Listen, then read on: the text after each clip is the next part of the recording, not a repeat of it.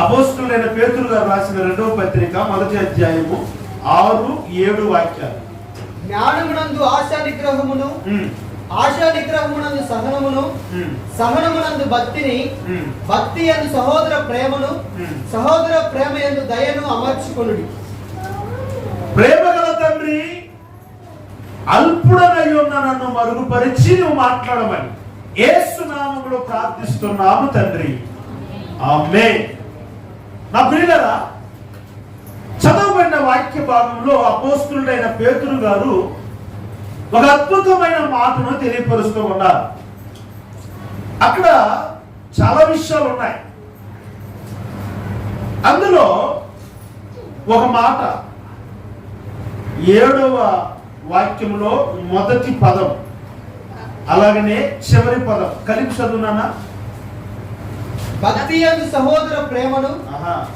మొదటి పదం అంటే మొదటి భాగం కాదు, మొదటి పదం భక్తిని. ఇప్పుడు చదవండి. భక్తిని అమర్చుకొనుడి. చాలు, తలపై చెప్పండి. భక్తిని అమర్చుకోనండి.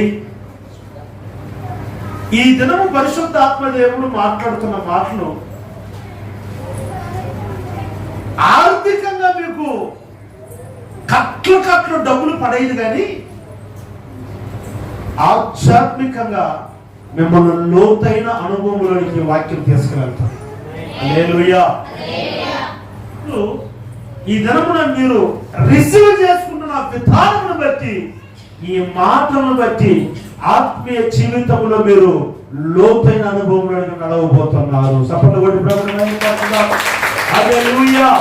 నా ప్రియమైన దేవుని బిడ్డలారా, జాగ్రత్తగా వినండి. భక్తిని అమర్చుకోనండి. ఎవరితో చెప్తున్నారు ఈ మాట?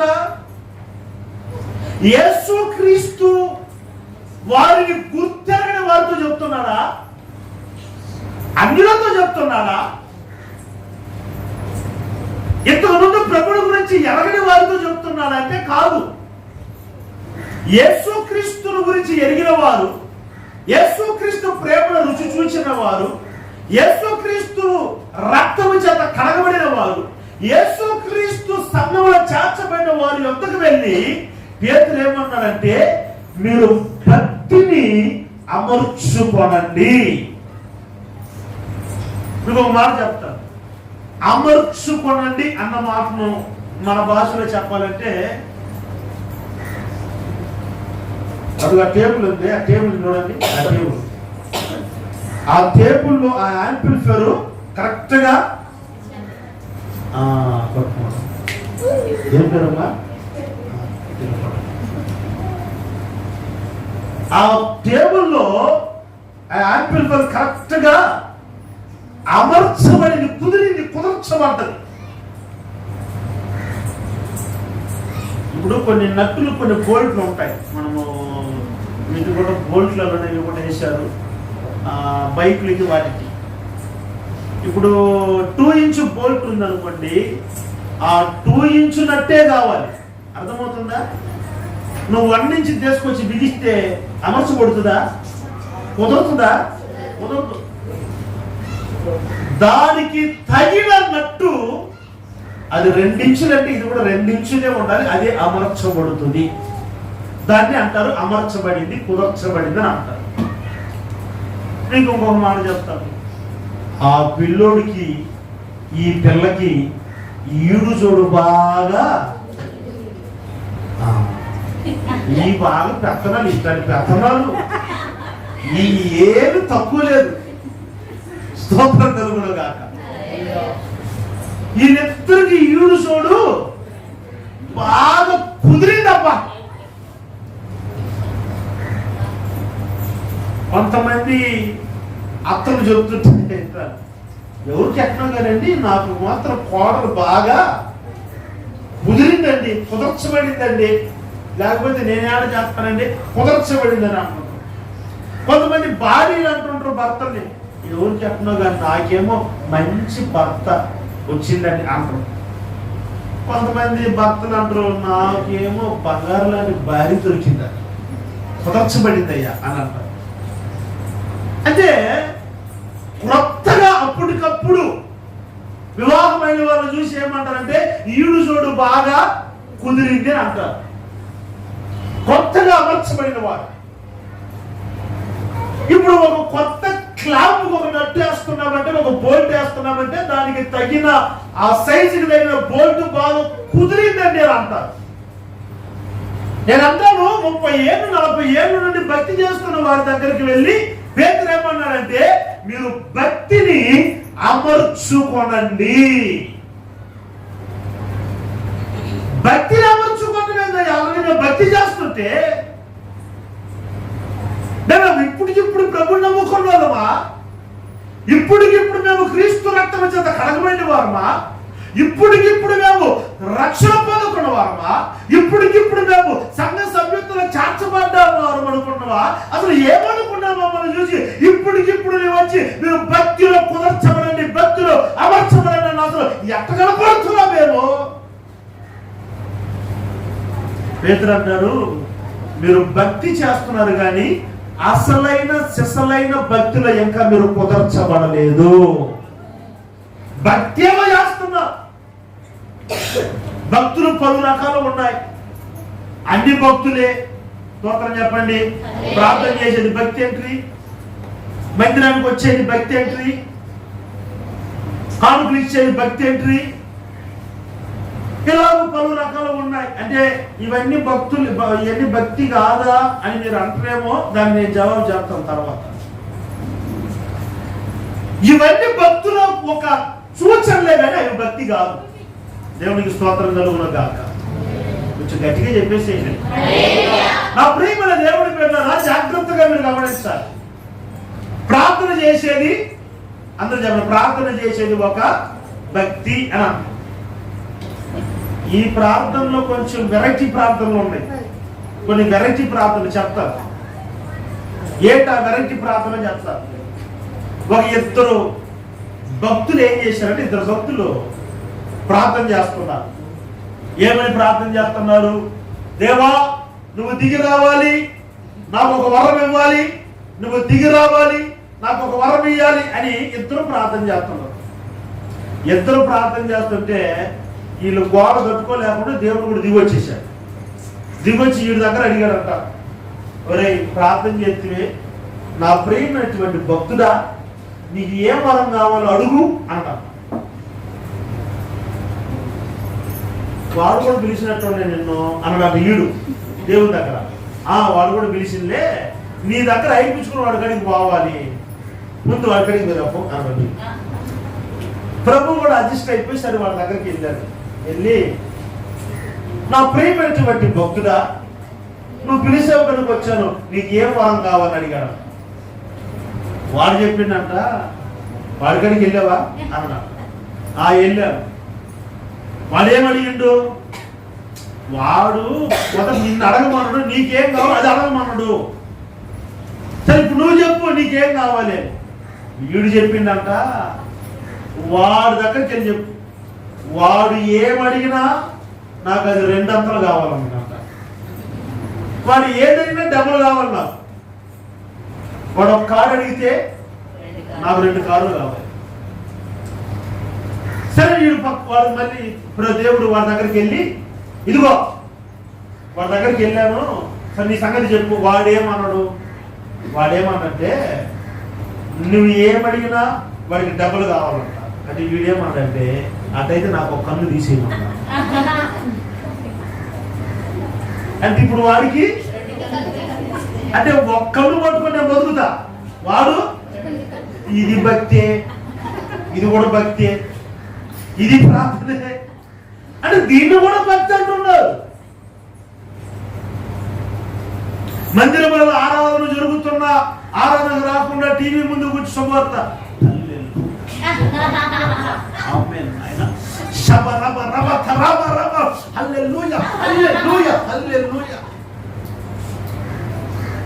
ఏమైందమ్మా మంగమ్మ? భక్తే, ఇది కూడా భక్తే. ఏమండి, ఇద్దరు పిల్లలు చేసుకున్నాడు, వదిలిపెట్టాయి వాళ్ళు, వాళ్ళే చూస్తా చేసుకుని పౌలో అండి నాకు కోల్కత్తా పనులు తీసుకుంది.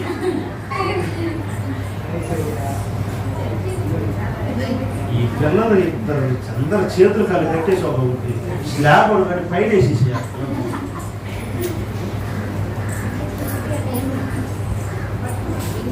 ఏది భక్తి? ఇది కూడా భక్తే అంటున్నారు. అయితే నా ప్రియమైన దేవుడే పెట్టారా, దేవుని మందిరానికి వచ్చిన మాత్రములో క్రీస్తు నామములో బాప్తిస్మం తీసుకున్న మాత్రములో ఏదో తులమ పొలమ దేవుడికి ఇచ్చిన మాత్రములో భక్తి కాదు.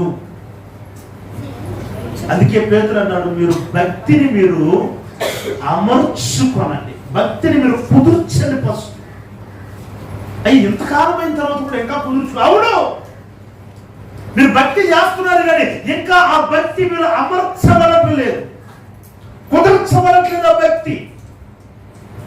నా ప్రియులారా, అసలు భక్తి జీవితము, నిజమైన భక్తి జీవితము చేస్తే అసలు వారికి ఉన్న ఆశీర్వాదములకు హద్దు లేదు, అవధులు లేదు.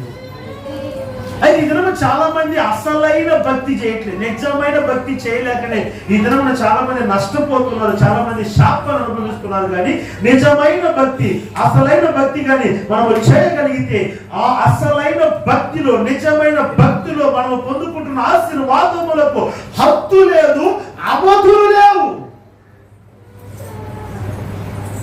ఈరోజు ప్రభు చెప్తున్న మాట, మీ భక్తి మీకు అవధులు లేనన్ని ఆశీర్వాదములు తీసుకురావాలి. చెప్పండి గట్టిగా, కొంచెం గట్టిగా చెప్పండి. కొన్ని మాటలు చెప్తాను. భక్తి మనలో ఏ లాభం కలుగు చేస్తుందో, ఏ మేలు కలుగు చేస్తాయో, తరువాత అసలు భక్తి అంటే ఏంటో చెప్తాను. నెంబర్ 1 చదవండి పరిశుద్ధ గ్రంథంలో భక్తి ఏం చేస్తుందో. తిమోతికి రాసిన 2వ పత్రిక 3వ అధ్యాయం 5వ వాక్యం. తిమోతికి రాసిన 2వ పత్రిక.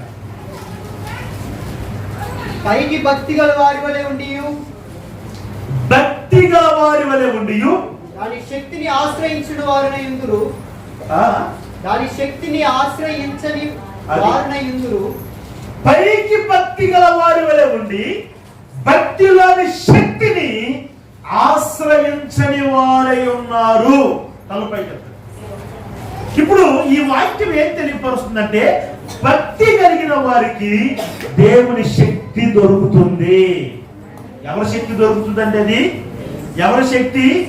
మన శక్తి, మన బలమా, మన ఖండ బలమా, మన బలమా, లేకపోతే మన జ్ఞానమా, మన అనుభవాలా, మన ఎక్స్పీరియన్స్ అంతా కాదు. ఏ బలము దొరుకుతుందంటే మరణపు ముళ్ళును విరిచిన పునరుద్ధారపు ఫలము భక్తి కలిగిన వారికి దేవుడు అనుగ్రహిస్తాడు. హల్లెలూయా, హల్లెలూయా. శక్తి, అందరూ చెప్పండి. శక్తి. ఏం శక్తి? ఏం శక్తి? Boost in the secret of my energy. తాగండి, లెటర్లు తెచ్చుకుని తాగండి. ఆ మధ్య ఒక ఆయన అదేదో మాపిస్తారు, పిండి ఇస్తారు పిల్లలకి, పల్లి పిండి, బడిలో పిండి చెప్తున్నావు అంటారు. తాగుతా ఉండు ఒక ఆయన, వీక్ అయిపోయినానంట, కొంచెం స్ట్రెంత్ పెంచుతున్నాను. పోయి ఏ కాలంలో ఎందుకు సార్ ఏంటి? ఎట్లా ఉండాలి మనము? శక్తివంతులమై ఉండాలి. దేవుని స్తోత్రం చెప్పండి గట్టిగా. హల్లెలూయా. నన్ను చూస్తే ఎక్కడి చెప్తాను మీకు దొన్నపోతులాగా ఉన్న అనబాకండి. మరి ఒకవేళ మనుషులు అనుకోండి కానీ అనబాకండి. తాట చేస్తా, కాలు చేతులు గట్టేసుకొని చేసుకెళ్ళిపోతా అనుకోండి. మనుషులు అనబాకండి, మళ్ళీ బాధపడేస్తా. ఎట్లున్నారండి చూసేదానికి?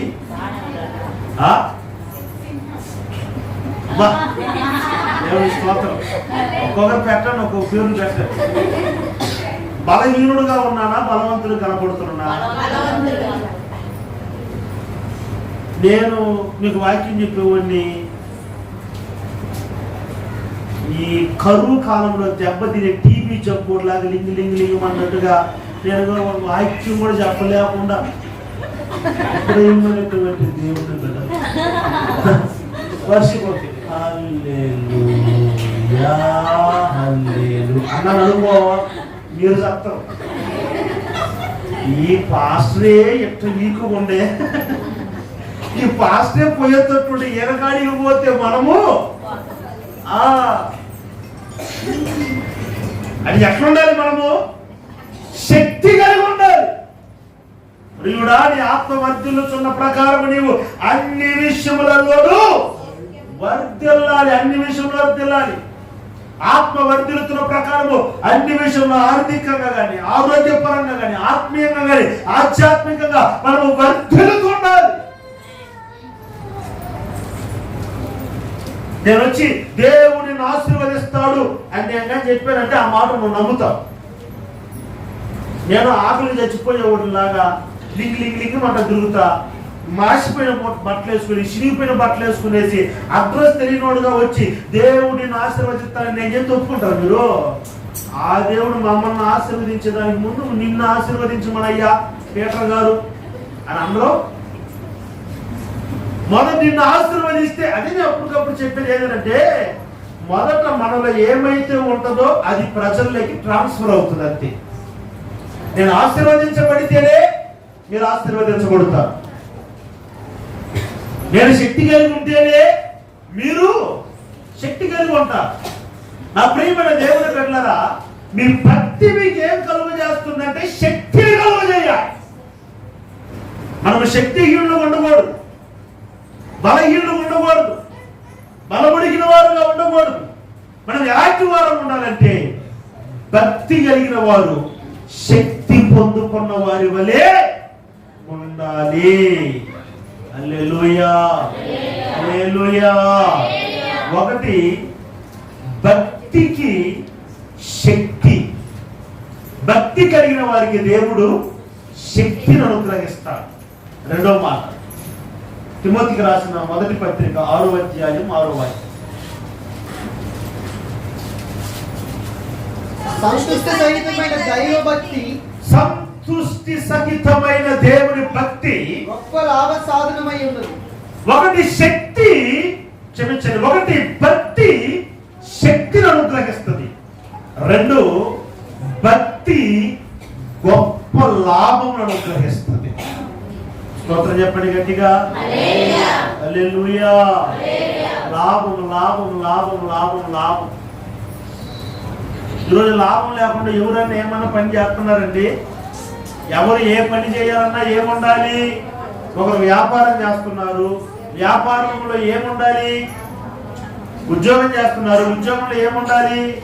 బిజినెస్ చేస్తున్నారు, బిజినెస్ లో ఏముండాలి? లాభము లేకుండా ఎవడు ఏది చేయడు. కానీ ఈ లాభము ఎక్కడి నుండి రావాలంటే దేవుని యొక్క నుండి రావాలి. మన జ్ఞానమును బట్టి 10ని 100 చేయాలి, 100ని 100 చేయాలి, 100ని 1000 చేయాలి, 1000ని లక్షలు చేయాలి, లక్షలు కోట్లు చేయాలంటే అవి నిలబడవు. మనకు లాభము ఎలా రావాలి, ఎక్కడి నుండి రావాలంటే దేవుడి యొద్ద నుండి మనకు లాభము కలగాలి. భక్తుడు అంటున్నాడు, నీ భక్తి నీకు ఒక గొప్ప లాభమును కలుగజేస్తుంది. హల్లెలూయా, హల్లెలూయా. మనము ప్రభుని నమ్ముకున్నాము, ప్రభు మాటల ప్రకారం జీవిస్తున్నాము, మేము భక్తి చేస్తున్నామని చెప్పుకుంటున్న వారిలో నష్టం కలుగుతుంది అనుకోండి, నష్టం కలుగుతుంది అనుకోండి, వాళ్ళు నష్టపోతున్నారు అనుకోండి. ఇప్పుడు ఎక్కడో సంథింగ్ తేడా జరుగుతుంది. లాభం రావాల్సిన స్థలంలో ఎందుకు నష్టం జరుగుతుంది? లాభం పొందుకోవలసిన స్థలంలో ఎందుకు నష్టపోతున్నారు అనేది మనం పరిశీలన చేస్తే ఎక్కడో తేడా జరుగుతుంది. ఏంటంటే భక్తి చేసే వాళ్ళు లాభమును సంపాదించాలి, లాభం అనుభవించాలి, కానీ వారు నష్టమును అనుభవించకూడదు. మీరు భక్తిని మీరు అమర్చుకోండి, మీకు లాభం కలుగుతుంది. నా మాట నమ్మండి. ఇంతవరకు గడిచిన దినములలో నష్టపోయారేమో, నష్టం అనుభవించారేమో, కష్టపడి సంపాదించిన ధనము మోసపోయారేమో, నష్టం అనుభవించినారేమో. ఈ దినం ప్రభు మాట్లాడుతున్నాడు, మీ భక్తి సరిగా మీరు అమర్చుకోగలిగితే మీ భక్తి మీకు ఒక గొప్ప లాభమును కలుగజేయబోతుంది. సభలు కూడా ప్రభుత్వం మీ భక్తి మీకు ఒక గొప్ప లాభ సాధనగా మార్చబడబోతుంది. ఒకటి, భక్తి నీకు శక్తిని కలుగజేస్తుంది. రెండవది, భక్తి మీకు లాభము కలుగజేస్తుంది. మూడవ మాట చెప్తాను. దానియేలు గ్రంథం 6వ అధ్యాయం 23-24 వాక్యాలు. దానియేలు గ్రంథం 6వ అధ్యాయం 23-24 వాక్యాలు. రాజుని గురించి అది సంతోషపరుతున్న దానియేలు గుహలో నుండి పైకి తీయడని ఆజ్ఞగా బండ్రొత్తులు దానియేలును బయటికి తీసిరి. అతడు తన దేవుని యందు భక్తి గలవాడైనందున, ఆ మాటను నోట్ చేసుకోండి. అతడు ఎవరది? దానియేలు దేవుని యందు భక్తి పరుడై ఉన్నందున అతనికి ఏ హాని దేవుడు కలగనివ్వలేదు. చప్పట్లు కొట్టండి గట్టిగా. హల్లెలూయా, హల్లెలూయా. దానియేలుకి ఏ హాని కలగలేదు. దానియేలుకి దేని వలన హాని కలగలేదు. కారణం ఏంటంటే దానియేలు భక్తి పరుడు. దానియేలు ఎవరండి? భక్తి పరుడు. ఎందుకు దానియేలు ఎక్కడున్నాడు? ఎక్కడున్నాడండి? సింహాల బోనులో ఉన్నాడు. నేను మీకు ఇంతకు ముందుగా చెప్పాను, మరలా చెప్తాను. సింహాల బోనులో ఒకరిని వేసేదానికి ముందు, అంటే శిక్షకు అర్హుల్ని వేసేదానికి ముందుగా 10 దినాలు సింహాలను పస్తు పెడతారు. ఎందుకంటే ఆ శిక్షకు అర్హుడు పై నుండి కింద పడే లోపే ఈ సింహములన్నీ అతన్ని పట్టుకొని చీల్చి చెడ్డాడి తినేసేవారు. తక్షణమే అతను ప్రాణం పోవాలి. అది అతని శిక్ష.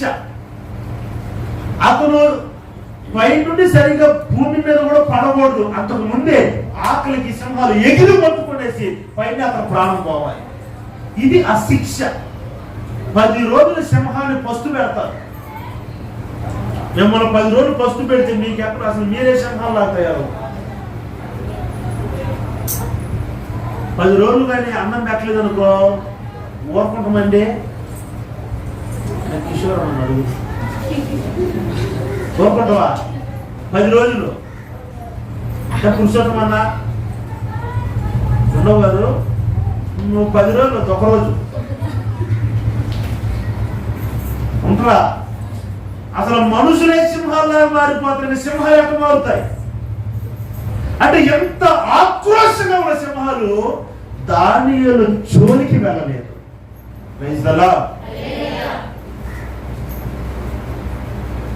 భక్తి పరుడై ఉన్నందున అతనికి ఆ సింహములు హాని చేయలేదు. హల్లెలూయా, హల్లెలూయా. ఆ మాట నమ్మండి. ఏ హాని మిమ్మల్ని ఎదుర్కొంటూ ఉన్నా, వెనుక పరిగెత్తుచూ ఉన్న సైన్యం, అది ఫరో సైన్యము లాంటి బలమైనదైనా, మీ ప్రక్కన లేచి ఉన్న శత్రు సమూహము ఎంత గొప్పదైనా, మీ కుడి వైపున నిలిచి ఉన్నవారు కంది రీగల వలె ముసురుతూ ఉన్నా, నీ ఎదుట నిలిచి ఉన్నవాడు గొలియాత్ అయినా, దేవుని యొక్క భక్తినిలో ఉన్నప్పుడు నీకు ఏ హాని నా దేవుడు కలగనివ్వడు. ఏ హాని నీకు దరికి నా దేవుడు రానివ్వడు. ఎందుకంటే దానియేలు భక్తి పరుడు. ప్రాణం పోయినా పర్వాలేదు కానీ ప్రార్థన మానను అన్నవాడు దానియేలు. స్తోత్రం చెప్పండి కానీ. ప్రాణం పోయినా పర్వాలేదు, ప్రాణమన్నా బాగొట్టుకుంటా కానీ ప్రార్థన నేను బాగొట్టను. అన్నవాడు దానియేలు. దేవుడు స్తోత్రం కలుగును గాక. రాజు వచ్చి పలుకుతాడు దుఃఖముఖంతో, దుఃఖ స్వరముతో, నిత్యము నీవు ఆరాధించుచున్న, నీవు సేవించుచున్న నీ దేవుడు నిన్ను రక్షింపగలిగినా. ఆ ముందు మాట ఏమిటంటే రాజు దుఃఖ స్వరముతో. ఇందా మాట ఎవరు అతను? రాజు సింహముల గృహ దగ్గరికి రాగానే దుఃఖ స్వరముతో, దుఃఖ స్వరముతో దానియేలు నిత్యము నీవు సేవించుచు ఉన్న నీ దేవుడు నిన్ను ఈ సింహముల నోటి యొద్ద నుండి నిన్ను రక్షింపగలిగిన. దుఃఖ స్వరముతో రాజు పలుకుతూ ఉన్నాడు. అయితే సింహాల బోన్లో ఉన్న దానియేలు ఏం పలుకుతాడు తెలుసండి? రాజు చిరకాలము జీవించునుగాక. గుహలో ఉన్నాడు, రాజుని ఆశీర్వదిస్తున్నాడు. స్తోత్రం చెప్పండి గట్టిగా. ఏమండి? ఆశీర్వదించవలసిన వాడు రాజు. రాజు దుఃఖాక్రాంతుడైపోయేశాడు. సింహాల బోన్లో ఉన్న దానియేలేమో రాజును ఆశీర్వదిస్తున్నాడు. రాజా నువ్వు చిరకాలము జీవించాలి అంటే ఎట్లా వచ్చిందండి అంటే రాజు దానియేలు ఎడల చూసినది. దానియేలు దేవునికి భక్తిపరుడు. దేవునికి మహిమ కలుగును గాక. హల్లెలూయా. మూడవది, భక్తి పరులకు ఏ హాని కలగదు. 4వ మాట చదవండి పరిశుద్ధ గ్రంథము, యోబు గ్రంథము 4వ అధ్యాయం 6వ వాక్యం.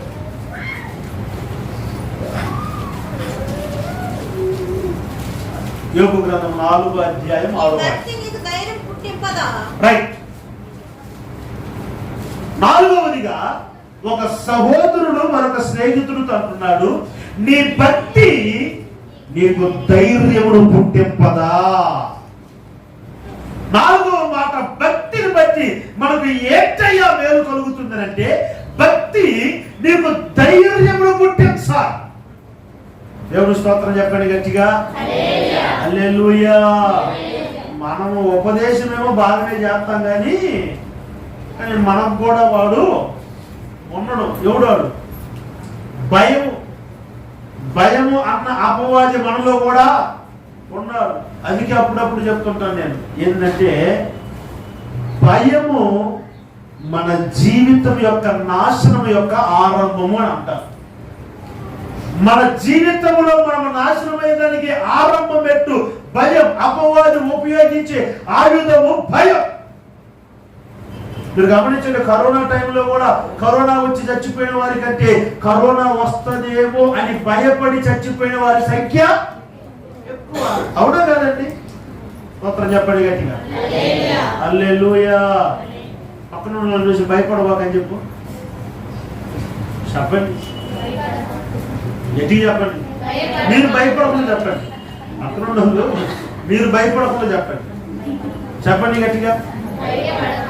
పురుషత్వం అన్న భయపడవా, దేనికి భయపడవా. దేవుని స్తోత్రం కలుగునుగా.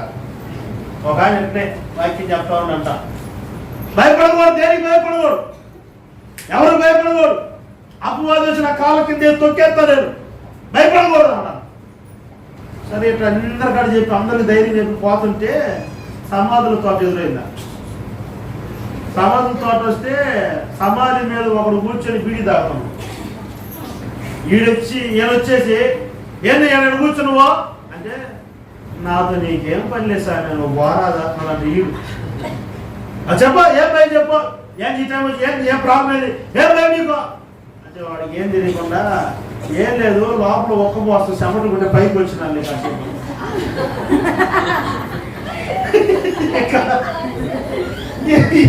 ఇంక లేడు మనిషి, ఇంక లేడు. కళ్ళు తెరిచేదాకా ఈయన దాచుకుంటాడు. స్తోత్రం చెప్పండి గట్టిగా. భయపడక అందరూ మనం చెప్పేస్తాం కానీ మనలో మాత్రము చెప్పరండి. ఇశ్రాయేలే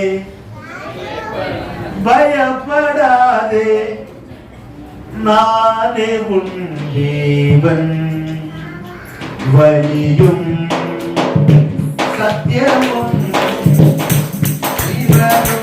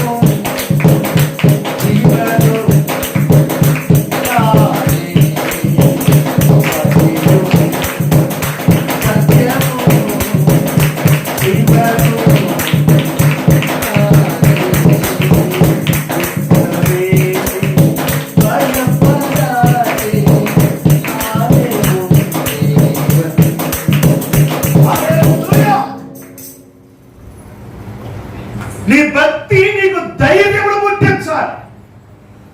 స్తోత్రం చెప్పండి గట్టిగా. హల్లెలూయా. నేను చచ్చిపోతానేమో నాకు తెలిసిన ఒక ముషిల్లు అసలు రాత్రులు నిద్రే పోట్లేదు. ఈ ముషిల్లు అనేది మాత్రలు వేసినా మాత్రలు బంద్ చేయలేదు. నిద్ర మాత్రలు నిద్ర పోట్లేదు. అన్ని పరీక్షలు చేశారు, అన్ని బాగా నిద్రపోట్లేదు. సరే నేను వెళ్ళి సరే అది ఏంటి సమస్య, కళ్ళు మూసుకొని నిద్రపో అంటే ఏం చేయాలి? కళ్ళు మూసుకోవాలి కదా. నేను పండుకోను కూడా.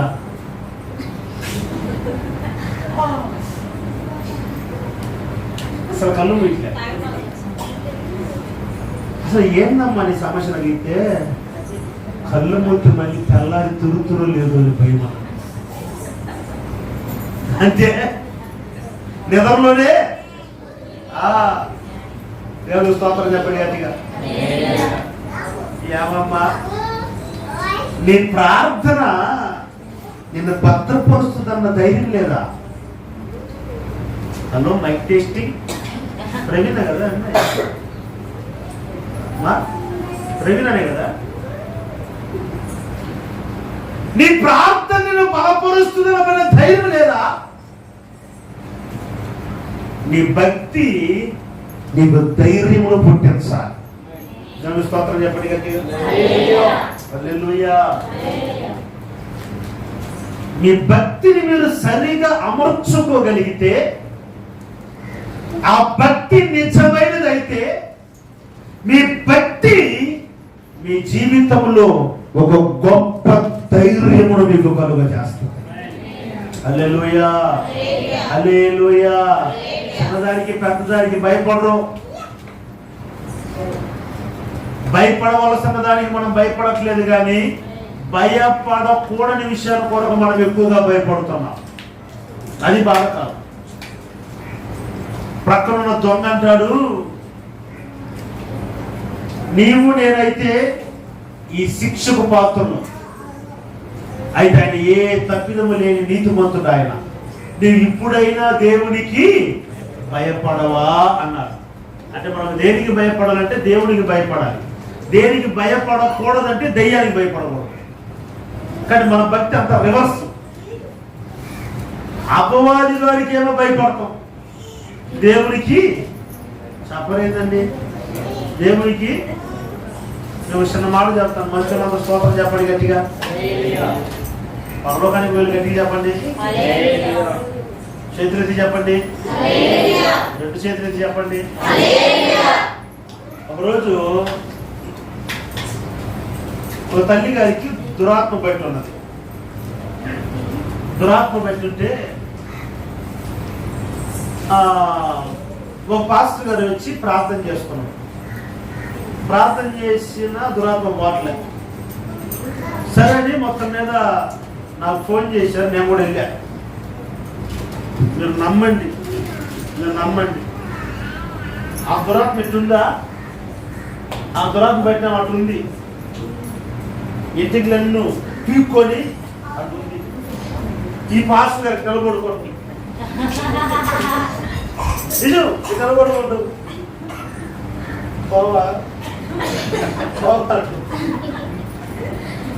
నేను వచ్చాను. అదేమో టీచర్ లాగా, నువ్వేమో స్టూడెంట్ లాగా చేతులు పట్టుకోయిందంటే అదేమంటుంది, వాడిని ప్రార్థన చేయమను, వాడిని ప్రార్థన చేయమను అని నేనంటున్నా. ప్రార్థన చేయాలి, ప్రార్థన అంటున్నా.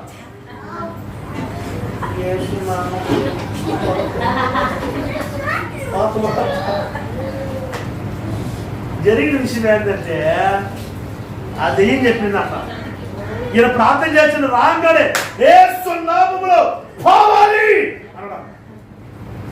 అది ఒక చెక్కు పెట్టింది. నేను పోతా ఏమలో పోయి నీ భార్యలో పోతాను. అదురు పోయి అసలు ఇదే పెద్ద దయ్యం, ఆ దయ్యంతో ఈ దయ్యం కలిసింది అనుకో, నేను కాపులు చేయలేదని దరిద్ర దారి భయపడుతుంది. దరిద్ర ఏస్తున్నాము ప్రయోజనం ఏస్తున్నావు మెలమెల అరుచుకుని పడిపోయి. స్తోత్రం చెప్పండి గట్టిగా. ఇది కూడా భక్తి ఏంటి? అపవాదికి భయపడినట్టుగా దేవుడికి భయపడుతున్నామా? దేవుడు స్తోత్రం చెప్పండి గట్టిగా. నాన్నగారు ఆ మధ్య పదే ఈ మాట అంటా ఉన్నాడు. ఏంటంటే కరోనాకు భయపడినట్టు కానీ దేవుడికి భయపడి ఉంటే అసలు ప్రభు రాబడి ఎప్పుడో వచ్చుండే. అవునా కదండి? కరోనాకి ఎంత భయపడ్డారు? ఏమో మాస్కుల మీద మాస్కులు, తనలో జతలు కట్టుకున్నారు, జతలు అన్ని డిజైన్లు. ఆ బట్టలకు ఉన్న కళల కంటే ఆ కళలు ఎక్కువైపోయి ఇంట్లో. ఇదిగో మూర్ఖులకు ఈ తరం వారికి మీరు వేరై రక్షణ పొందండి అని 2000 సంవత్సరాల నుంచి బైబిల్ చెప్తే అన్నమా. కానీ కరోనా వచ్చినలాగా 3 అడుగులు దూరం ఉన్నమా లేదండి? సోషల్ ఉన్నమా లేదండి? మీ చేతులు రక్తము చేత నింపబడి ఉన్నాయి, మీరు కడుక్కోండి అని చెప్పడం బైబిల్. కడిగామా? కరోనా వచ్చిన శానిటైజర్ తీసుకొని ఎన్నిసార్లు కడిగినావు?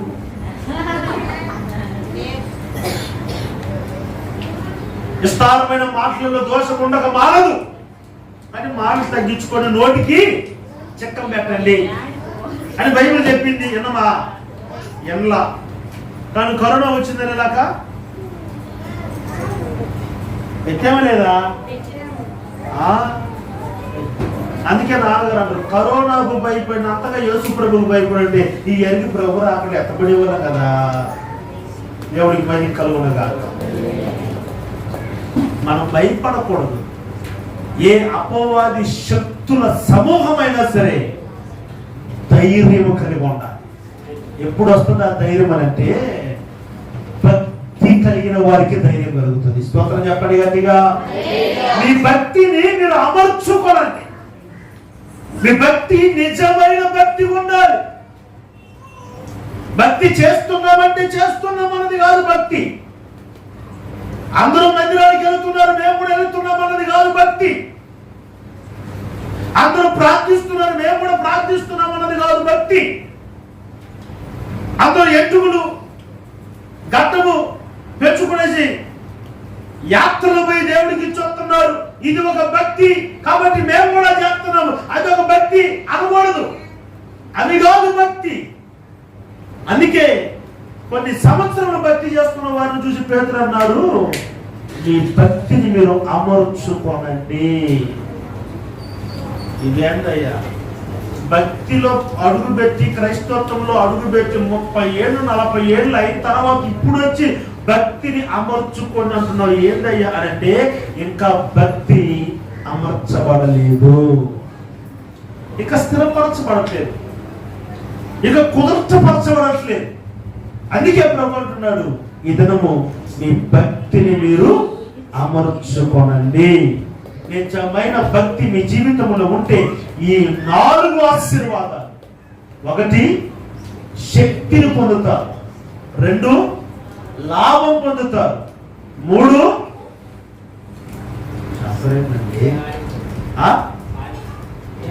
ఏ హాని మీకు కలగకుండా మీరు తప్పించబడతారు, 4 ధైర్యము పొందుకుంటారు. స్తోత్రం చెప్పండి గట్టిగా. హల్లెలూయా. రైట్, ఇప్పుడు వద్దాం మ్యాటర్కి. ఇప్పుడే వాక్యంలోకి వెళ్తుంది. స్తోత్రం చెప్పండి గట్టిగా. అమ్మో, ఇది ప్రాణాలు ఇప్పుడే చచ్చిపడిపోయినాయి. టీ అన్న పెట్టాక వచ్చే వారం అందరికీ.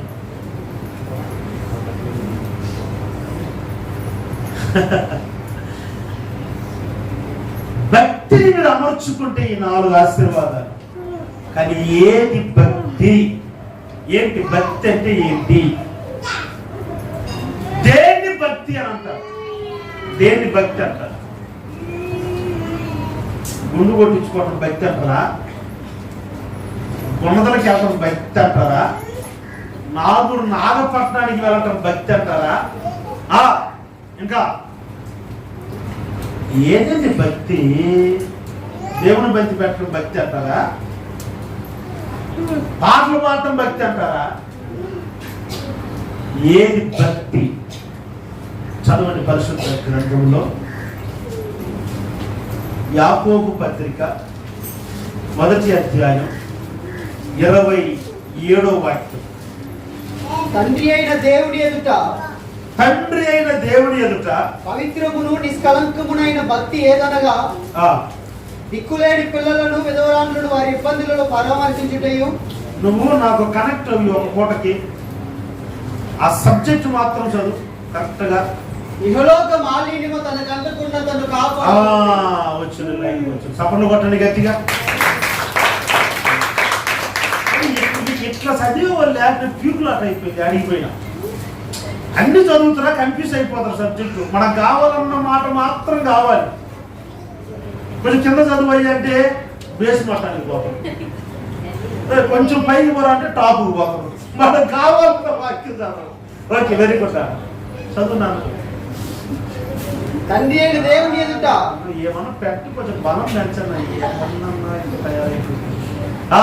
తండ్రి అయిన దేవుని ఎదుట పవిత్రమును నిష్కలంకమునైన భక్తి ఏదనగా తండ్రి అయిన దేవుని ఎదుట భక్తి ఏదనగా ఇహలోక మాలిన్యము తనకు అంటకుండా తన్ను తాను కాపాడుకొనుటయే భక్తి. చేతులెత్తి స్తోత్రం చెప్పండి గట్టిగా. గట్టిగా చెప్పండి. చాలా విలువ కలిగిన మాటలు దయచేసి మీరు దుష్ప్రయోజనం చేసుకోకూడదని మీకు బతిమలాడుతూ ఉన్నా. దేవుడి ఎదుట భక్తి ఏంటి?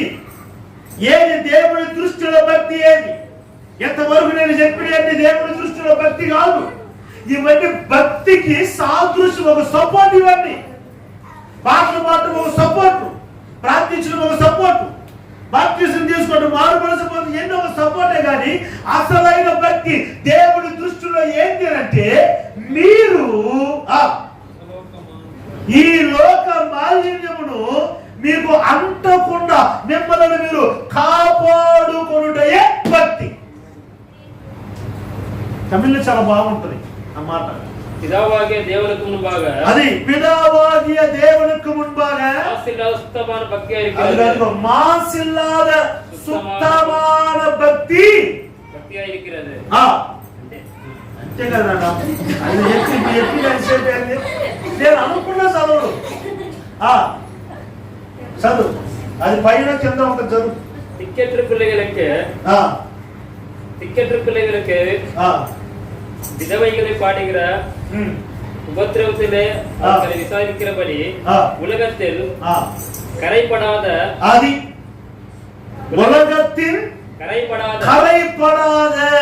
காத்துக் கொள்ளும்படி మొక్క కావాలి. ఆ మొక్క కొరకే చదివించి உலகத்தின் கரைப்படாத தங்களை காத்துக்கொள்வது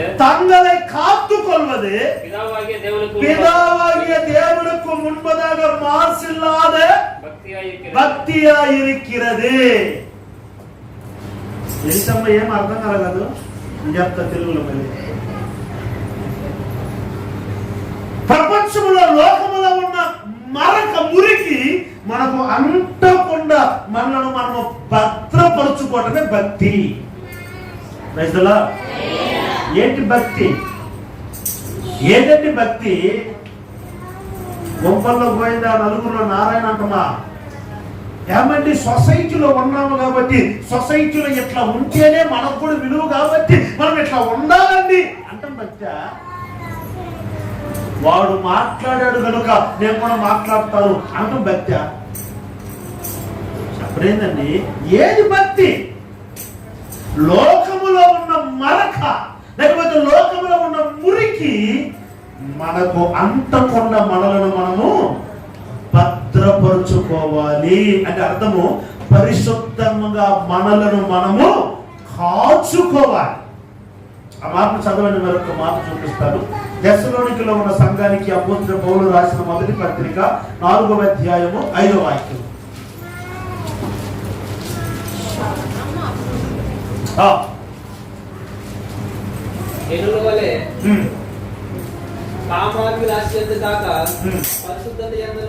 పరిశుద్ధత యందును తన్ను తాను ఘటమును వారు తమ ఘటమును ఎట్లు కాపాడుకొనవలెనో అది ఎరిగి ఉండుటయే దేవుని చిత్తము. సపటి ప్రభుడు మహిమ. మన బ్రతుకులు మన ఘటము అంటే మన బ్రతుకు. లోక మాలిన్యము లోక మరక మురికి మనకు అంటకుండా మన ఘటమును మన బ్రతుకులను మనము కాపాడుకొని ఉండటమే భక్తి. అది దేవుని చిత్తం. మన జీవితంలో ఏదండి భక్తి? అసలైన భక్తి ఏది? నిజమైన భక్తి ఏది? అదే పేతురు అంటున్నాడు, మీరు సరి అయిన భక్తుల మీరు ఇంకా అమర్చబడాల. అక్కడ అమర్చబడాలి అంటే పైన భక్తి చేసేవారుగా ఉంటున్నారు. పైన చేసే భక్తి కాదు, కొంచెం లోతైన అనుభవంలోనికి మనం వెళ్ళాలి. లోతైన అనుభవంలోనికి వెళ్ళటం అంటే నెంబర్ 1 మొట్టమొదటిగా నీవు చేయవలసిన భక్తి ఎలాంటిదంటే లోక మాలిన్యము మనకు అంటకుండా మనలను మనము భద్రపరుచుకోవాలి.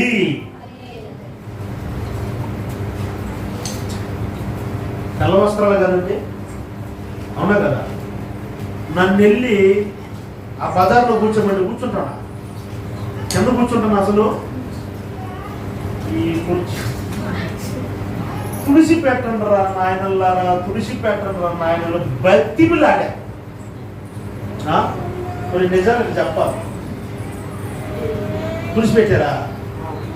తులసి పెట్టావా? రాత్రి అయిన తర్వాత ఫస్ట్ దేవరాజుని కూర్చోబెట్టి లేపి తర్వాత నేను కూర్చుంటాను.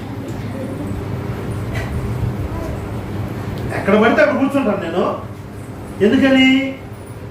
మురికి నాకు. నేను బయటలో చిన్నగా పోతుంటానా, ఈ కుప్పలారు ఎట్టవుతుంది మీకు తెలుసా? కుప్పంతా పైన వేసుకునేసి ఆ మురికి నీరంతా కారుతా వస్తుంది. నేను 10 నిమిషాలు లేట్ అయినా పర్వాలేదని బండి ఆపేస్తాను పక్కన. ఇది బాగుంది. ఎందుకు నేను పోయాడనుకో ఆ బురదంతా ఎగిరి ఎవరి మీద పడుద్ది? వెనకొచ్చి నా మీద పడుద్ది కానీ పక్కన ఆపుతా. చాలా మంది అంటారు ఎండాకాలం వచ్చింది కదా ఆ స్వెటర్ ఎందుకు నీకు? నల్ల స్వెటర్ వేసుకుంటా. ఎందుకు అది అని అడుగుతాం. వీళ్ళు మేధావులు. నాకు తెలియదు ఎండాకాలం వచ్చింది, వీళ్ళు చెప్తే నాకు తెలుసా. చలికి కాదు అది వేసుకునేది, పొల్యూషన్. అంటే ఇప్పుడు బ్రిడ్జిలు కడతా రోడ్లన్నీ తొవ్వేసి ఎక్కడ పట్టిన మట్టి దుమ్ము, ఆ దుమ్ము పడితే జుబ్బ మరకైపోతుంది. కాబట్టి ఈ వస్త్రాన్ని నేను ఏం చేసుకున్నాను, కాపాడుకుంటున్నాను. పరిశుద్ధతనబడిన జీవితము కూడా నీవు ఇలా కాపాడుకోవాలి. దేవుని స్తోత్రం చెప్పండి గట్టిగా. హల్లెలూయా. ఫంక్షన్కి వెళ్తే అక్కడ ఉండాలండి, కాబట్టి ఫంక్షన్ అట్నే ఉండాలండి, అట్లుంటేనే మాకు కూడా మర్యాద అండి. నో, లోకం ఎట్టుంది కాబట్టి నువ్వు లోకం ఎట్ట పోతుందో మనం కూడా అట్లా పోవాలి కాదండి. నో, వాటిని పరిశుద్ధ గ్రంథం అంగీకరించట్లేదు. వారికి మనం వేరే ఉండాలి, లోక మాలిన్యము మనకు అంటకుండా మనము భద్రపరచబడాలి, మనము వారికి మాదిరికరమైన జీవితం చేయవచ్చా? స్తోత్రం చెప్పండి గట్టిగా. ఈ సోషల్ మీడియా వచ్చిన తర్వాత ఈ ఫేస్బుక్లు, వాట్సాప్లు, యూట్యూబ్లు, ఇన్స్టాగ్రామ్లు, ఇంకా ఏంటి టిక్టాక్లు, ఇవన్నీ వచ్చిన తర్వాత అసలు యవ్వనులు బిచ్చంగా మార్గం తగ్గిపోయారు. క్రైస్తవులే. ఆ మధ్య ఇంటికి వెళ్ళా, వాళ్ళకి 5 మంది పిల్లలు. ఎంతమంది పిల్లలు? 5 మంది పిల్లలు. కుటుంబం దర్శించడానికి రమ్మంటే ఒక 11 గంటలకు వెళ్ళా. 11 గంటలకు వెళ్తే వీళ్ళు అప్పుడు డబ్బులు కప్పుకుని నిద్రపోతుంది. వీళ్ళు వాళ్ళ అమ్మ ఏమంటుందంటే, మా ఊళ్ళు ఉన్నరే, మా ఊళ్ళు 9 గంటలు నిద్రపోతారన్నా, కరెక్ట్ టైం నిద్రపోతారన్నా, కరెక్ట్ టైం లేస్తారన్నా అన్న. అటు పోతుంది, ఈ కళ్ళవుతా ఉండండి. యంత్రం చూస్తే బెడ్షీట్ల లోపల లైట్లు వెలుగుతున్నాయి. నేను అనుకున్నా బెడ్ లైట్ ఏదో బెడ్షీట్లో వెలుగుతుంది అని. అంటే ఒక్కొక్కడు నిద్రపోతున్నామని డబ్బులు కప్పుకొని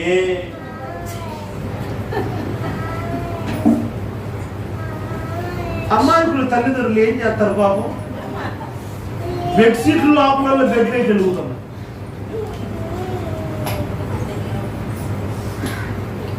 నో, మనం వాళ్ళకి వేరే ఉండాలి. లోక మాలిన్యము మనకు అంటుకోకూడదు. దేవుడి స్తోత్రం చెప్పండి. పరిశుద్ధతను మనం కాపాడుకుంటామా? మనము పరిశుద్ధతను కాపాడుకోవాలని మనం అనుకున్నా మన పక్కన ఉన్న ఒప్పుకోదు. ఇదొక దరిద్రం. మళ్ళీ ఏదో లోకానుసారంగా తిరిగిండు, ప్రభును గుర్తెరగకుండా, ఇప్పుడు ప్రభును గుర్తెరిగిండు, ప్రభు కొరకు సాక్షిగా జీవించాలని ఆశపడుతుండు కాబట్టి బైబిల్ తీసుకుని మందిరానికి వస్తుందా? లోకం ఓడుకుంటుందా? అమ్మో పోతుండరా నాయన, పెద్ద భక్తుడు పోతుండరా నాయన, అమ్మో జరగని పాస్టర్ గారు నిన్న జీవితంలో బైబిల్ పాఠం నిజం. నేను చెప్పి నిజమంటారా అబద్ధమంటారా? బాగుపడేవాడు బాగు పండిస్తున్నారా? దుష్ట సాంగత్యం మంచి నడవడికిని చెరిపేస్తాడు. దేవుని స్తోత్రం కలుగును గాక. హల్లెలూయా. లోకులకు మనము వేరై ఉండాలి, లోకానికి మనము వేరై ఉండాలి. మురికి మనకు అంటకూడదు, మాలిన్యం మనకు అంటకూడదు. అందుకే భక్తులు అన్నారు, మీరు జారత్వమునకు దూరముగా ఉండటే పరిశుద్ధత. జారత్వమునకు మనము దూరంగా ఉండాలి. అపవిత్రత ఉన్న చోట మనం నిలబడకూడదు. మన భక్తి జీవితం అక్కడ దెబ్బతింటుందంటే ఆ స్థలానికి మనము వెళ్ళకూడదు. ఆడికి వెళుతాడు బట్టి మన ప్రార్థన జీవితం దెబ్బతింటుందంటే ఆ స్థలానికి మనము వెళ్ళకూడదు. పరిశుద్ధతను మనము కాచుకోవాలి, పరిశుద్ధతను మనము కాపాడుకోవాలి. దేవుని స్తోత్రం చెప్పండి గట్టిగా. హల్లెలూయా. బాప్టిజం తీసింది ఒక యవనస్తుడు, బాప్టిజం తీసి ఇంక మీదట ప్రభు కొరకే బ్రతుకుతాం, ప్రభు కొరకే జీవిస్తానని ప్రమాణాలు చేశాడా? ప్రమాణాలు చేసిన తరువాత వాళ్ళ స్నేహితులు పిలిచారంట. వాళ్ళ స్నేహితులు పిలిస్తే రాకూడదురా, ప్రభుని గుర్తెరిగారు బాప్తి రాకూడదురా అన్నాడు. వీళ్ళందరూ అంట ఆవిడా ఓ కొత్త వేముని పిలిచి రాడురా, నువ్వు రావద్దు అబ్బాయి, మేమందరం పోతాం. సరే ఓడిపోతా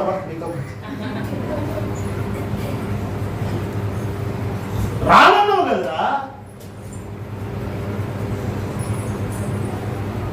తెగిపోవాలి లోకముతో మనకు సంబంధం. అందుకే అప్పుడప్పుడు ఒక మాట అంటుంటారు, శాప బ్రతుకు ఉప్పు నెలల్లోనే అయినా ఉప్పు తనలోనికి చేర్చుకుంటుందా చేప? ఏమండి, చేపలు పుట్టేది ఎక్కడ? ఉప్పునే. బ్రతికేది, చనిపోయేది. మనం కూర వండుకునేటప్పుడు దేని చేసి శుభ్రం చేస్తాము? అయినా మళ్ళీ కూరలో ఏం వేస్తాము? ఏమండి, జీవితం అంతా అది ఉప్పులో ఉంది. నువ్వు ఎంత ఉప్పు వేస్తావు వెళ్ళాను అంటే జీవితం అంతా అది ఉప్పులో ఉన్న ఉప్పు దానిలోనికి రానివ్వాలి. మనము కూడా ఈ లోకాన్ని మనలోనికి రానివ్వకూడదు. ఇదే భక్తి. చదవండి పరిశుద్ధ గ్రంథంలో దానియేలు గ్రంథము 1వ అధ్యాయం 8వ వాక్యం.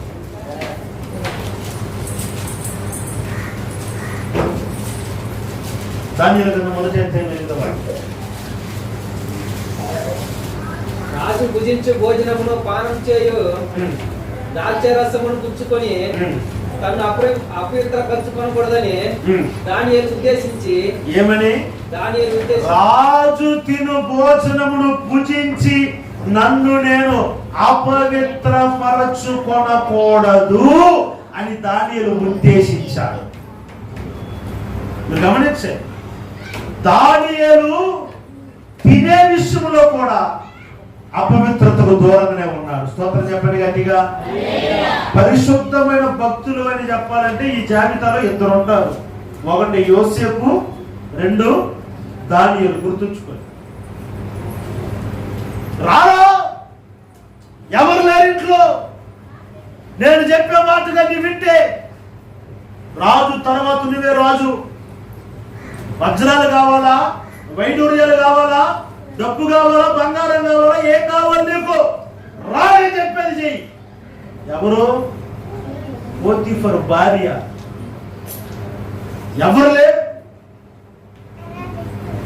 మంచి యవన ప్రాయం యోసేపుకి.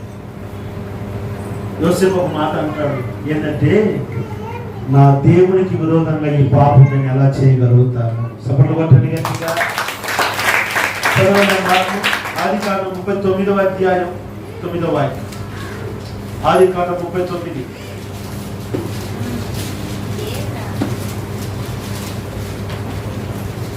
నీవు అతని భార్య అయినందున నిన్ను తప్ప మరి దేని నేను నాకు అప్పగింపు ఉండలేదు.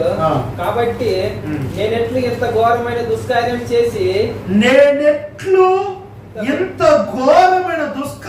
చేసి నా దేవునికి విరోధముగా పాపము కట్టుకొందును. ఎవరున్నారు అక్కడ? Hello, mic testing 1 2 3. Mister and missus, అర్థమవుతుంది కదా? అర్థమవుతుందా? అర్థమవుతుంది. ఎవరున్నారు అక్కడ? ఎక్కడ చెప్పయ్యా అన్నట్టు చూడబాకు. ఎక్కడో ఎవరున్నారు అక్కడ? పోతీఫరు భార్య. ఇంకెవరైనా ఉన్నారా? పోతీఫరు ఉన్నాడా? పడి మనుషులు అక్కడ బాధ్యత ఏమిటి? ఎవరు లేరు ఇంట్లో అన్నారు. కానీ యోసేపులో ఉన్న పరిశుద్ధత చూడండి, తను కాపాడుకునే విధానం చూడండి. ఇంత ఘోరమైన పాపము చేసి నా దేవునికి దేవునికి విరోధంగా ఎలాగో ఎంత గొప్ప పాపాన్ని చేస్తా. అవకాశము దొరకకుండా ఉన్నంత వరకు పాపము చేయకుండా ఉండటము పరిశుద్ధత కాదు. అవకాశము దొరికిన పాపాన్ని విడిచి పారిపోవటమే పరిశుద్ధత. హల్లెలూయా. ఎవరు తీసిలేదు. 4 రోజులు అయింది తాగి. 4 రోజులు అయిన దానికే ఊరు మొత్తం నేను తాగట్లే. ఏమంది ఏమో తింకరామేమో ఏం ఊరికంతా ఫోన్ చేయ, మా ఆయన తాగేది లేదు లేక తాగట్లే. నువ్వు ఎదురు బాటలు పెట్టి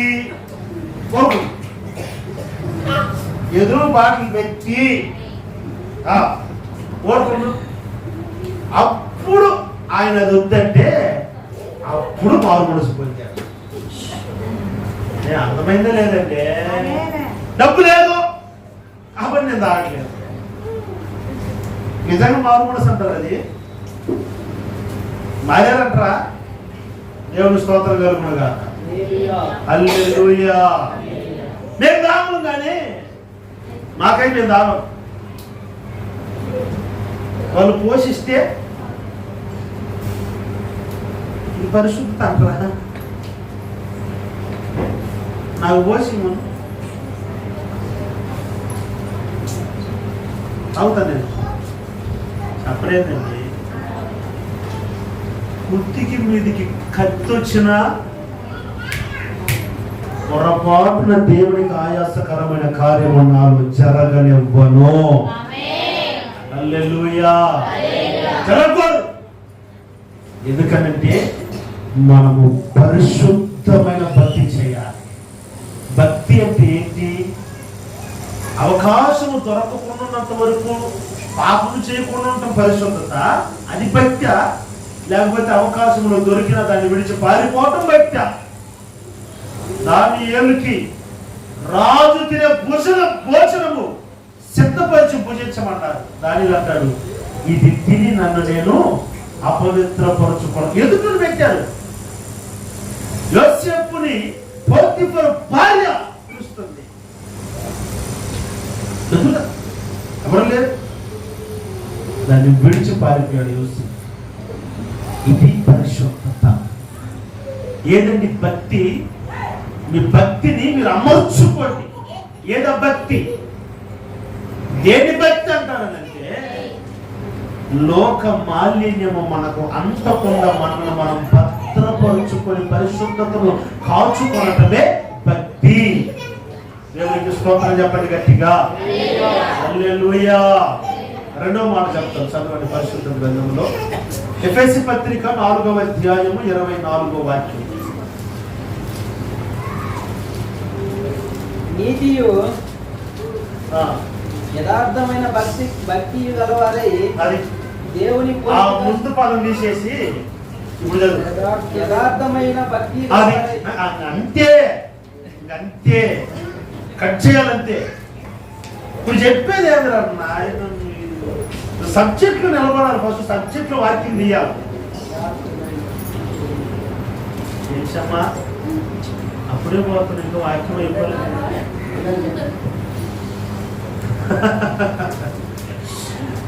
యథార్థమైన భక్తి మొదటిది, పరిశుద్ధమైన భక్తి రెండవది, యథార్థమైన భక్తి. త్వరగా చెప్పేస్తాను, కొన్ని మాటలే చెప్తాను. ఇంకొక పాయింట్ ఉంది, అది సమయం అయిపోయింది. ఒక మాట చెప్పేస్తాను. తలపైకి ఎత్తండి. ఒక హల్లెలూయా చెప్పండి గట్టిగా. ఒకసారి గట్టిగా చెప్పండి. ఒకసారి గట్టిగా చెప్పండి. వచ్చారు గట్టిగా చెప్పండి. దీన్ని తీసుకొని వార్తా దగ్గర పెద్ద బాక్స్ పెట్టి ఇంట్లో నీకో. దేవునికి స్తోత్రం కలుగుతుంది. యథార్థమైన భక్తి. నెంబర్ 2, మీరు భక్తిలో అమర్చబడండి. ఒకటి పరిశుద్ధతలో అమర్చబడటం భక్తి. రెండవది యథార్థంగా జీవించటము భక్తి. యథార్థమైనది 3 రకాలు ఉన్నాయి. ఒకటి యథార్థము. యథార్థత అంటే పరిశుద్ధ గ్రంథంలో ఒక భక్తుడికి సూటబుల్ వర్డ్. అది ఎవరో చెప్పండి. అదే చెప్పగట్టిగా. అది దేవరాజు కోసం సభలు ఓటన్నాం అందరం. అది వాక్యం సబ్జెక్ట్లోకి వెళ్తానంటే ఆ సబ్జెక్ట్ తీసుకునేసేయాలి అంతే. స్తోత్రం చెప్పండి. దుష్టుడు ఆలోచన చెప్పున్నాడు ఒక పాపలు ఈ పద్యాలు వద్దు, మళ్ళీ మనకు ఆ మొక్క కావాలంతే. యథార్థమనమన్న మాటకు సూటబుల్ భక్తుడు ఎవరంటే యోబు గారు. అతను నీతిమంతును, యథార్థవంతును, చెడుతనమును విసర్జించిన వాడు. ఎవరు చెప్పారు ఈ మాట అంటే దేవుడు అంటాడు, ఊజు దేశంలో ఏబు లాంటి యథార్థవంతుడు ఎవడును లేడు అని. ఒకటి. రెండోది అపవాది చెప్తాడు, అతను ఊరకనే యథార్థవంతుడిగా ఉన్నాడా అంటే యథార్థవంతుడిగా ఉన్నాడు. యోబు భార్య అతని చివరిలో వచ్చి, నీవు ఇంకనూ యథార్థతను. ఎంత భక్తి అండి. ఇప్పుడు ఏది అసలు యోబులో ఉన్న భక్తి ఏంటి అంటే, దేవుడు సమస్తని యోబుకి ఇచ్చాడు, అప్పుడు యోబు యథార్థంగా ఉన్నాడు. దేవుడు అన్ని ఇచ్చినప్పుడు హల్లెలూయా స్తుతి మహిమ అని పాడటం పెద్ద విశేషం ఏముంది? స్వతంత్రం చెప్పలేదండి. అమ్మా జీతాలు అయిపోయా? ఏమన్నా డౌట్ వచ్చింది అప్పుడే? ఉండి మరి ముఖంలో కళ కనపడట్లేదే. కూర తెచ్చుకున్నాను,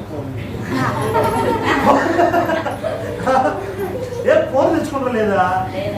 మనోళ్ళే కాబట్టి వాపడం అన్న మోసేసన్నా తెచ్చుకోలేదా? నేను తెచ్చిస్తాను కొంచెం వారం వండికి పెట్టాను. తెచ్చుకుంటా లేదా? లేదా ఉపవాసం ఉన్నారా? ఎంతమంది అట్టైనా ఎంతమంది ఉపవాసం ఉన్న చేతులు ఎత్తండి.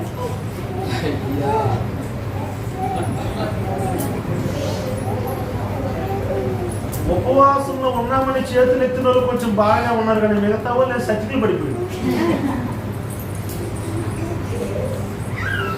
ఎక్కువ తినేశారా ఏంటి? అది అరిగించుకోలేకుండా అట్టుంటూ ఊళ్ళు పడతా ఉంటారు. ఏంటండి యథార్థత? యోబు జీవితంలో దేవుడు అన్ని ఇచ్చినప్పుడు యోబు యథార్థవంతులు కొన్నాడు. ఇప్పుడు అపవాది అంటాడు, నీవు అన్ని ఇచ్చావు కనుక యోబు యథార్థవంతులు కొన్నాడు, అన్ని తీసివేస్తే అతని యథార్థత ఎక్కడ ఉంటుందో తేల్చుకున్నామన్నాడు. అయితే అపవాది యోబు కొన్నదన్నీ తీసేశాడు. 10 మంది పిల్లల్ని తీసేసుకున్నాడు, ఆస్తి అంతస్తులు తీసేసుకున్నాడు, పొలాలు పాడు చేశాడు, గొర్రెలు ఎట్లు మేకలు సమస్త నాశనం చేశాడు, దాసులు చనిపోయేశాడు. ఇవన్నీ కాకుండా శరీరంలో రోగం, దురద, బూడిదలో కూర్చొని బూడిద నెత్తి మీద పోసుకొని చల్ల పంకులు పెంకులు తీసుకొని గోపుకుంటున్నాడు. యోబు భావించింది, నీవెంకొను యథార్థత వదలకుండా అంటే అర్థం ఏంటి?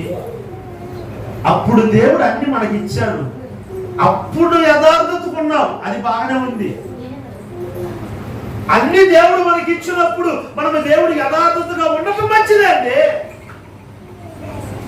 కానీ దేవుడు అన్ని తీసేసిన తర్వాత కూడా మనం యథార్థతగా ఉండాలని అవసరం ఏముంది అంటది యోబు భార్య. కానీ యోబు ఏమంటాడో తెలుసండి? చదవండి, ఒక మాట చూపిస్తాను. 27వ అధ్యాయం 5వ వాక్యం, యోబు గ్రంథం 27వ అధ్యాయం 5వ వాక్యం. మీరు చెప్పినది న్యాయమని నేను ఎంత మాత్రమును ఒప్పుకొనను, మరణమగు వరకు నేను ఎంత మాత్రమును యథార్థతను విడువను. మరణమగు వరకు ఏ మాత్రము నేను యథార్థతను విడువను, చచ్చేంత వరకు, నా ప్రాణం పోయేంత వరకు నేను యథార్థతను విడువను.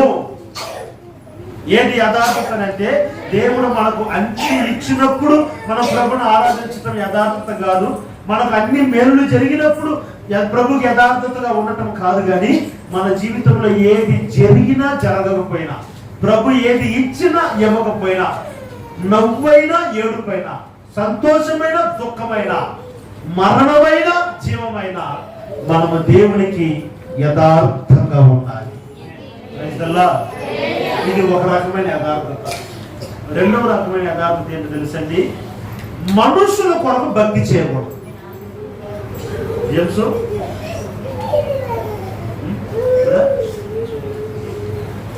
అప్పుడప్పుడు కొంచెం టచ్లో ఉండాలి.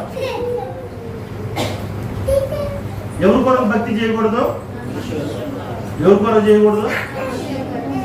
క్రైస్తత్వానికి పెట్టిన సగం దరిద్రం ఇప్పుడు ఇదే. ఏంది? దేవుని కొరకు దేవునితో ఏమో ప్రార్థన చేయాలి అన్నదానికంటే, అబ్బా ఆ శక్తి ముందుగా నేను ప్రార్థన చేస్తే, ఇప్పుడు ఎవరి కొరకు చేస్తుంది ప్రార్థన? ఎవరి కొరకు ప్రార్థన చేస్తుందంటే మనుష్యుల కొరకు ప్రార్థన. అందుకే బైబిల్లో ఒక మాట ఉంది, మీరు ఐందవుల వలె మీరు ప్రార్థన చేయకూడదు, వారు సంత వీధులలో నిలబడి ప్రార్థన చేస్తారు. ఎందుకంటే మనుష్యులకు కనబడాలి, మనుష్యులను సంతోష పెట్టాలని వారు అలా ప్రార్థన చేస్తారు. అయితే మనము మనుష్యులను సంతోష పెట్టేవారుగా కాదు, మన దేవుణ్ణి సంతోష పెట్టేవారముగా. హల్లెలూయా. వాళ్ళ కొరకు వీళ్ళ కొరకు భక్తి చేయకూడదు. పాస్టర్ వచ్చేసినట్టుండే అని రాకూడదు మందిరానికి. ఈరోజు పాస్టర్ వస్తుందా? కొంతమందికి ఇది బుధవారం శుక్రవారం అయితే ఇదొక పోరాటం. అందుకే ఈ మధ్య ఎవరికి చెప్పట్లేదు, నేను వచ్చేది పోయేది గబక్కుని వచ్చేస్తున్నా. అవునా కదా? మన స్తోత్రం చెప్పండి గట్టిగా. అంటే నా పనులు భక్తి చేస్తున్నారా? ఆ మధ్య ఎట్లే ఒక ఆయన మందిరానికి రాకుండా అలిగాడు. నేను వెళ్ళి మాట్లాడి తీసుకొచ్చేసాను, వచ్చేసారు. అంటే ఇక్కడ కాదు, లేదు నగరం కాదు,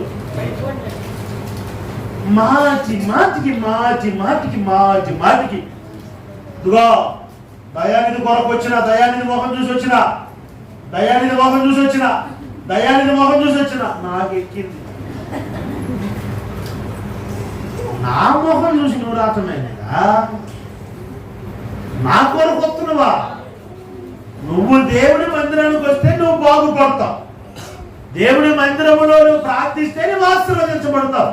నా కొరకు రాకమైంది, నా కొరకు భక్తి చేసేది నేనా? నీ కొరకు రక్తం కార్చింది నేనా? నీ కొరకు ప్రాణం పెట్టింది. మనుష్యుల కొరకు మనము భక్తి చేయకూడదు. ఒకటి, నష్టం కలిగిన అదే యథార్థతలో ఉండాలి. రెండు, మనుష్యుల ఎదుట కాదు, మనము దేవునికి యథార్థంగా భక్తి చేయాలి. మూడు, మనకు ఉన్న కొంచెములో మనము యథార్థంగా ఉండాలి. దేవుని స్తోత్రం చెప్పండి గట్టిగా. మీకు ఒక చిన్న సూత్రాన్ని చెప్తాను, జాగ్రత్తగా వెళ్ళండి. మీకు అన్నీ తెలిసినరా? జేమ్స్ ఎవరన్నా ఒకరు పక్క తీసుకో, దగ్గర చాలా అల్లరి చేస్తాము.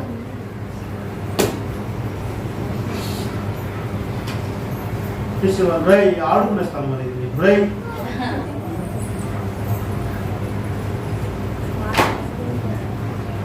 అందుకు దేనం వచ్చాము వెనక కూర్చోమని చెప్పి, అర్థమైందా?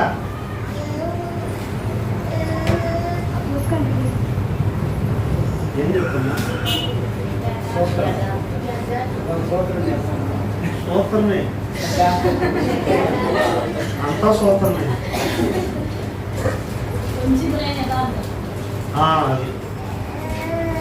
నువ్వు చిన్న లాజిక్ చెప్తావు. యథార్థంగా ఉండటం అంటే ఏంటో, కొంచెంలో మనం నమ్మకంగా ఉండటం యథార్థత. సమృద్ధిగా ఉన్నప్పుడు అందరూ యథార్థతగా ఉంటారు, కానీ కొంచెం ఉన్నప్పుడు అందరూ యథార్థతగా ఉండలేరు. ఫర్ ఎగ్జాంపుల్, దేవాలయంలో ఒక పేద విధవరాలు కొంచెములో ఎంత ఉంది ఆమె దగ్గర అండి? 2 కాసులు. ఇవి రెండిట్లో ఒకటేంచుగా ఎన్నేసిందండి? ఎన్నేసింది? మనం ఏం చేసి ఉంటాం?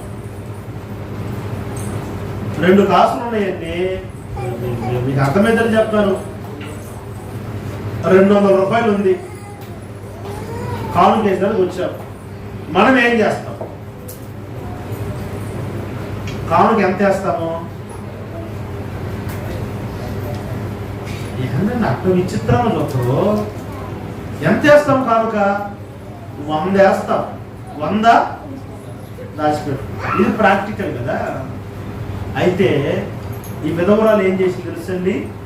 తనకు ఉన్న 2 కాసులు దేవునికి ఇచ్చేసింది. హల్లెలూయా. విధవరాలు. తర్వాత పూటకు ఆహారం లేదు, తర్వాత పూట ఎట్ట గడపాలో తెలియలేదు. కానీ అందులో ఉన్న యథార్థతను చూసి దేవుడు వారందరి ముందు ఆమెను గణపరిచారు. అందరూ ఆమె దేవుడు అది తీసేసినట్టు మాట్లాడారు. కానీ వారందరూ ఎదుట ఆ విధవరాల్ని దేవుడు పైకి లేవనెత్తాడు, గణపరిచిన. దానికి కారణం ఏంటంటే ఆమెకున్నది కొంచెమే, కానీ అందులో నమ్మకం, అందులో యథార్థత. ఆ యథార్థత ఎవరిలో అయితే ఉంటుందో అది నిజమైన భక్తి. నా ప్రియులారా, ఈ దినము ప్రభు నీతో మాట్లాడుతున్నాడు. భక్తిని మీరు అమర్చుకోవాలి. భక్తి జీవితము ఇంకా సరిగా అమర్చబడలేదేమో, అమర్చుకోండి. ఆ భక్తిని అమర్చుకోవటం అంటే లోకమును, లోక మాలిన్యము మనకు అంటకుండా మనను కాపాడుకోవటము భక్తి. నెంబర్ 2, దేవుని ఎదుట యథార్థంగా ఉండటం భక్తి. ఈ 2 భక్తి జీవితాలు మనలో ఉన్నప్పుడు భక్తిలో నుండి వచ్చే ప్రతిఫలాలు, 1 భక్తి నీకు శక్తిని కలుగజేస్తుంది. 2 భక్తి మర్చిపోయేటప్పుడే మీరు చెప్పండి, అనుకున్నావు చెప్పండి. మా జోలికి ఎందుకు వస్తావు సాగర్ అన్న, నువ్వు ఒకరు మా జోలికి రావాలనుకుంటున్నావు. భక్తి 1 శక్తిని కలుగ చేస్తారు, 2 లాభం కలుగ చేస్తారు, 3వది హాని కలుగ చేయదు, 4వది ధైర్యం కలుగ చేస్తారు.